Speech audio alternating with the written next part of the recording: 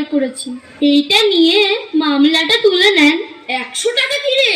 500 টাকার 1 পয়সা কম নেব না, সে তো আগেই বলেছি।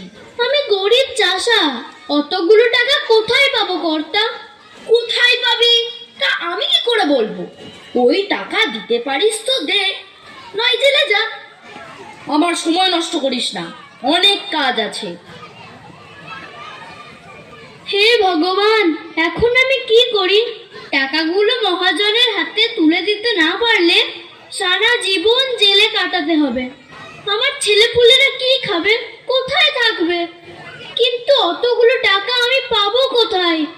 কি হে ভায়া, পথের মধ্যে দাঁড়িয়ে দাঁড়িয়ে কি এমন ভাবছো? আমি গরিব চাষা, বিপদে পড়ে মহাজনের কাছে 25 টাকা ধার নিয়েছিলাম। সেই টাকা সুদে আসলে এখন 500 টাকায় দাঁড়িয়েছে। আমি ওই টাকা সময় মতো দিতে না পারায় মহাজন আমার নামে আদালতে নালিশ করেছেন। অনেক কষ্টে মাত্র 100 টাকা আমি জোগাড় করতে পেরেছি।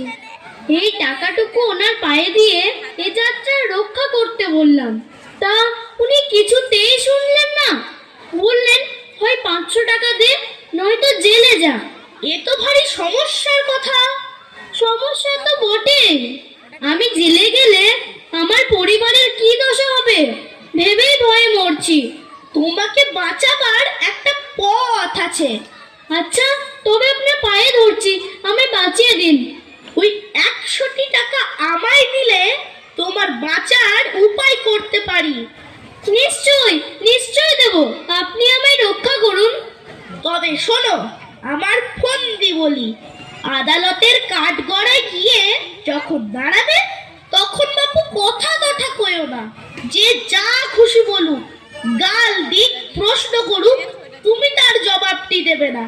খালি ফ্যাল ফ্যাল করে তাকিয়ে থাকবে আর পাঁঠার মতো বলবে ব্যাঁ। তা যদি করতে পারো তাহলে আমি তোমায় খালাস করিয়ে দেব। আপনি যা বলবেন আমি তাতেই রাজি।